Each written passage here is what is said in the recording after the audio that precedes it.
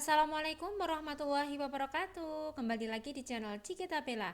Nah, pada video kali ini kita akan membahas bocoran soal fisika untuk TKA Saintek UTBK tahun 2022. Nah, bocoran ini adalah bocoran hari yang pertama untuk yang gelombang 1 ya. Nah, sebelum kita simak soal-soalnya, jangan lupa teman-teman untuk klik tombol subscribe, tekan tombol loncengnya. Jangan lupa juga like, komen, dan share sebanyak-banyaknya ya. Oke, sebelum kita simak soal-soalnya, jangan lupa teman-teman bisa follow IG-nya @belajarbareng. Soal-soal ini nanti akan kita upload di IG-nya @belajarbareng, dan jika teman-teman ada soal yang perlu ditanyakan, bisa kirimkan soalnya di DM IG @belajarbareng. Oke, kita mulai soal yang pertama. Kawat PH panjang 1,5 meter digerakkan sepanjang kawat lengkung AB memotong tegak lurus medan magnet 10 mili-tesla, seperti pada gambar. Pernyataan yang benar tentang besar dan polaritas GGL induksi pada kawat PH adalah, oke, kita tuliskan dulu yang diketahui. Panjang kawat PH yaitu L sama dengan 1,5 meter. Medan magnet berarti B sama dengan 10 mili-tesla. Nah, ini kita rubah ke Tesla, jadinya 10 kali 10 pangkat min 3 Tesla. Terus diketahui kecepatan kawatnya yaitu 2 meter per sekon. Yang ditanyakan adalah besar dan polaritas GGL. Polaritas itu adalah arah arusnya, seperti itu ya. Nah, untuk mencari besarnya GGL, yaitu pakai persamaan GGL sama dengan B kali L kali V.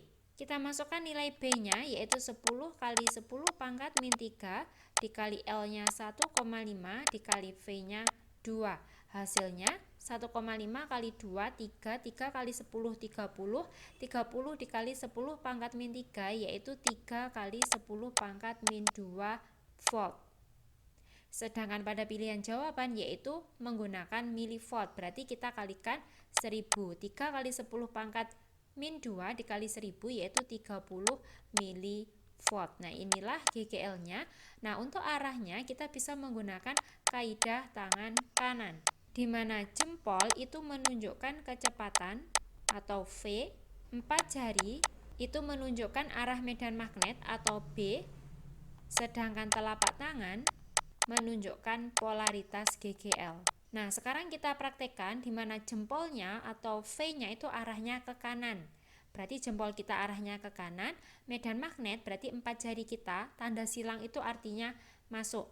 Berarti jempol kita tadi ke kanan, 4 jari kita masuk ke bidang, maka telapak tangan kita arahnya ke atas. Berarti kalau digambarkan arahnya ke atas gini, berarti polaritas GGL induksinya dari Q menuju P, yang artinya Q-nya ini bermuatan positif, P-nya ini bermuatan negatif, karena kan arus mengalir dari kutub positif menuju kutub negatif. Jadi jawaban yang benar itu adalah yang A.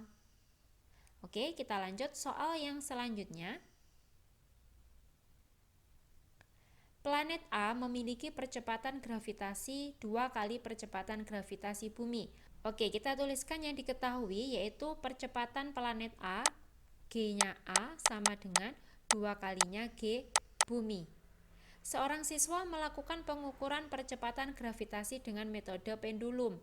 Panjang tali pendulum yang digunakan di planet bumi berarti LB sama dengan 4L, dan di planet A adalah L, berarti LA sama dengan L. Jika amplitudo osilasi yang dipilih sama, maka rasio antara frekuensi osilasi pendulum yang digunakan di bumi dan di planet A adalah, nah berarti kita mencari frekuensi pendulum, di mana persamaan untuk mencari frekuensi pendulum F itu sama dengan 1/2pi akar G per L. Nah, karena di sini ada 2 planet, berarti kita menggunakan perbandingan, dan yang ditanyakan yaitu perbandingan frekuensi di bumi dan di planet A. Berarti kalau kita tuliskan perbandingan FB dibanding dengan FA. Sama dengan, ini kan 1/2pi-nya kan konstan, nanti bisa kita coret, berarti ini tidak usah kita masukkan ke dalam perbandingannya. Yang kita masukkan yaitu akar G per L-nya, di mana F itu kan berbanding lurus dengan G dan berbanding terbalik dengan L. Berarti kalau kita tuliskan perbandingannya jadinya akar GB dikali LA per GA dikali LB. Nah, sekarang kita masukkan nilai-nilainya sama dengan GB-nya tetap GB dikali LA-nya L per GA-nya 2 kalinya GB dikali LB-nya yaitu 4L. Yang sama kita coret saja, GB-nya sama kita coret, L-nya juga sama kita coret. Hasilnya yaitu sama dengan akar 1/8. Atau kalau kita keluarkan dari akar yaitu 1/8 itu kan 2 akar 2. Jadi 1/2 akar 2. Supaya di bawahnya per ini tidak ada akar, kita rasionalkan, kita kalikan akar 2 per akar 2. Sama dengan 1 dikali akar 2 yaitu akar 2. 2 akar 2 dikali akar 2 sama dengan 4. Jadi perbandingannya akar 2 dibanding 4. Jadi jawaban yang benar adalah yang D. Nah, sekarang kita lanjut soal yang selanjutnya. Cahaya melewati kisi yang memiliki 4000 garis per cm. Sudut deviasi orde kedua sebesar 8 derajat, di mana sin 8 derajat sama dengan 0,14. Panjang gelombang cahaya tersebut adalah, kita tuliskan dulu yang diketahui. Di sini cahaya melewati kisi yang memiliki 4000 garis per cm, itu berarti N-nya, N sama dengan 4000. Sudut deviasinya berarti theta sama dengan 8 dan diketahui ordenya yaitu N sama dengan 2. Yang ditanyakan yaitu panjang gelombangnya, lambdanya sama dengan berapa, berapa nanometer gitu ya, karena di pilihan jawabannya nanometer. Oke, untuk mengerjakan soal ini kita bisa menggunakan persamaan D sin theta sama dengan N lambda, di mana D itu adalah lebar kisinya, sin theta itu adalah sudut deviasinya, N itu tadi adalah ordenya, dan lambda panjang gelombangnya. Nah, sekarang yang belum diketahui itu adalah D-nya. Untuk mencari D, kita bisa menggunakan persamaan di mana D itu sama dengan 1/N. Kita masukkan nilainya, D sama dengan 1/4000 sama dengan 1 dibagi 4000 yaitu 25 dikali 10 pangkat min 5. Nah, ini tadi kan 4000 garis per cm, berarti satuan D-nya itu masih cm. Nah, untuk memasukkan pada persamaan tadi, nilai D-nya ini kita rubah ke dalam meter, berarti dibagi 100 gitu ya. Jadinya 25 kali 10 pangkat min 7 meter. Sekarang kita masukkan, berarti nilai D-nya 25 kali 10 pangkat min 7 dikali sin theta yaitu 0,14 dikali N-nya yaitu 2 dikali lambda. Berarti nilai lambdanya sama dengan 25 kali 10 pangkat min 7 dikali 0,14 per 2. Hasilnya yaitu 1,75 kali 10 pangkat min 7 meter, atau sama dengan 175 kali 10 pangkat min 9 meter. Nah, pada pilihan itu jawabannya adalah nanometer, berarti dari meter dijadikan ke nanometer itu dikalikan 10 pangkat 9, maka hasilnya yaitu 175 nanometer. Berarti jawaban yang benar adalah yang C. Oke, kita lanjut soal yang selanjutnya. Seekor ikan yang berada di dasar kolam mengeluarkan gelembung sebesar V. Pada saat gelembung sampai di permukaan air, volumenya menjadi 2V. Jika rho air sama dengan 1 gram per cm kubik, maka kedalaman kolam tersebut adalah 1 atm atau 1 atmosfer itu sama dengan 10 pangkat 5 PA. Oke, sekarang kita kerjakan, di mana di sini berarti ada dua volume gelembung, di mana awalnya itu mengecil dengan volume V, selanjutnya dia membesar menjadi 2V gitu ya. Misalkan nih, kita tuliskan V1-nya atau V mula-mula sama dengan V, V keduanya sama dengan 2V. Rho air sama dengan 1 gram per cm kubik. Nah, karena di sini dimintanya meter, berarti yang ini juga dirubah dalam satuan SI gitu ya, karena meter itu kan satuan SI. Nah, cara merubahnya yaitu 1 dikali, ini kan 1 gram. 1 gram itu berapa kilo? Yaitu 10 pangkat min 3. Nah, per gitu kan. Berarti ini 1 kali 10 pangkat min 3 kilogram per, ini kan cm kubik. kita rubah menjadi meter kubik. Dari sentimeter kubik menjadi meter kubik itu 10 pangkat min 6 meter kubik. Nah, maka jadinya yaitu ini naik jadi pangkatnya plus 10 pangkat min 3 dikali 10 pangkat 6 itu adalah 10 pangkat 3 atau 1000 kg per meter kubik. Nah, itulah rho airnya. Jadi 1000 kg per meter kubik. Jika soal ini diilustrasikan, misalkan di sini ada ikan, di sini ada permukaan airnya, gelembung ikan itu yang keluar dari mulut ikan itu kecil. Lama-lama dia akan membesar, gitu ya. Nah, misalkan di sini tadi ada V1, di sini ada V2. Nah, tekanan pada posisi 1 atau tekanan pada posisi ikan ini P1 itu sama dengan P0 ditambah rho GH. P0 itu adalah tekanan udara, gitu ya. Sedangkan untuk tekanan pada posisi kedua, misalkan di permukaan air, berarti kita misalkan P2 itu sama dengan P0 aja, ada tekanan udara saja. Nah, selanjutnya untuk mengerjakan soal ini kita bisa menggunakan persamaan P1 kali V1 sama dengan P2 kali V2.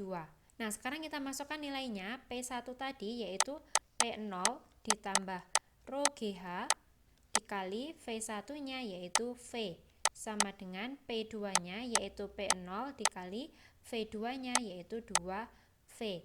V-nya sama, kita coret saja, berarti yang ruas kiri itu ada P0 ditambah rho GH sama dengan yang ruas kanan 2P0. Nah, P0 yang kiri kita pindah ke kanan, jadi yang kiri tinggal rho GH sama dengan 2P0 dikurangi P0 sama dengan P0.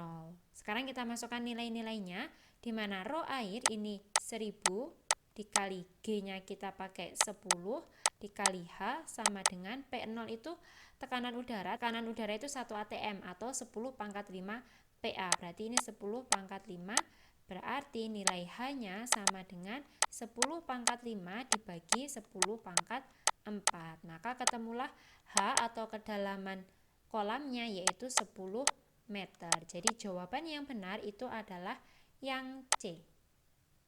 Kita lanjut soal selanjutnya. Dua batang logam sejenis A dan B dengan ukuran berbeda disambung menjadi satu seperti pada gambar. Luas penampang batang A 4 kali luas penampang batang B. Oke, kita tuliskan dulu yang diketahui, berarti A-nya batang A sama dengan 4 kalinya AB.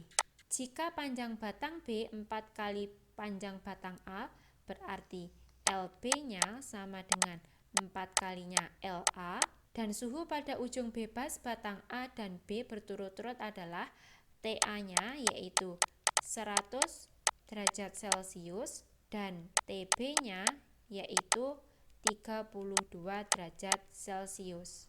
Maka suhu pada sambungan batang adalah, kita misalkan T-nya gitu ya, sama dengan berapa gitu. Nah, yang 100 ini adalah TA-nya, sambungannya berarti di sini ini suhunya masih T, yang di sini berarti ada TB.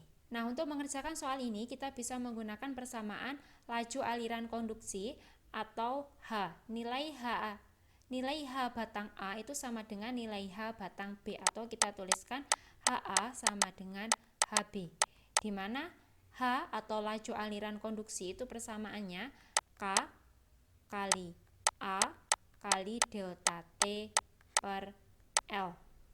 Misalkan ini A-nya A, ini L-nya LA, berarti sama dengan K dikali AB dikali delta T per LB. Kita masukkan nilainya. Nah, di sini kan tidak diketahui koefisien konduksi. Kita anggap aja koefisien konduksinya sama. Berarti K-nya sama, kita coret. AA atau luasnya logam A itu sama dengan 4 kalinya luas logam B atau AB. Berarti ini kita isi 4AB dikali delta T itu suhu yang tinggi dikurangi suhu yang rendah. Berarti 100 dikurangi T per LA-nya, kita misalkan tetap LA, sama dengan AB-nya tetap AB dikali delta T-nya itu T min 32 per LB-nya yaitu 4 LA. Yang sama kita coret, di sini ada AB-nya sama, kita coret, LA-nya sama, kita coret, terus kita kalikan ya. Nah, selanjutnya kita hitung, berarti ini ada 400 min 4T sama dengan T min 32 per 4. Per 4-nya ini kita pindah ke ruas kiri, jadinya 1600 min 16T sama dengan T min 32. Min 32-nya kita pindah ke ruas kiri, jadinya 16.032 sama dengan min 16T-nya kita pindah ke ruas kanan, jadinya 17T, maka T sama dengan 1632 dibagi 17, hasilnya yaitu 96 derajat Celcius. Nah, inilah suhu sambungan kedua batang tersebut, jadi jawaban yang benar itu adalah yang B. Kita lanjut soal yang selanjutnya. Sebuah pemanas air dengan spesifikasi 500 watt 100 volt. Oke, kita tuliskan dulu. Berarti dayanya P sama dengan 500 watt. V-nya tegangannya yaitu 100 volt. Digunakan untuk memanaskan air sampai mendidih membutuhkan waktu 10 menit. Berarti T-nya sama dengan 10 menit. Apabila pemanas ini dipasang pada tegangan listrik 150 volt, berarti ini misalkan V1, V2-nya sama dengan 150 volt. Waktu yang diperlukan sampai air mendidih adalah yang ditanyakan, berarti T2-nya. Misalkan yang ini tadi itu T1-nya. Nah, untuk mengerjakan soal ini kita bisa menggunakan konsep energi yaitu W. W sama dengan P dikali T. Nah, energi yang ada pada alat itu atau energi pada pemanas air ketika menggunakan 100 volt sama 150 volt itu energinya sama, yaitu P kali T. Nah, berarti ini kita bisa tuliskan W1 sama dengan W2. Kita masukkan W1-nya berarti P1 kali T1 sama dengan P2 kali T2. Nah, karena di sini hanya diketahui P1, P2-nya tidak diketahui, P ini bisa kita jabarkan yaitu V kuadrat per R. Berarti ini ada V1 kuadrat per R dikali T1 sama dengan V2 kuadrat per R dikali T2.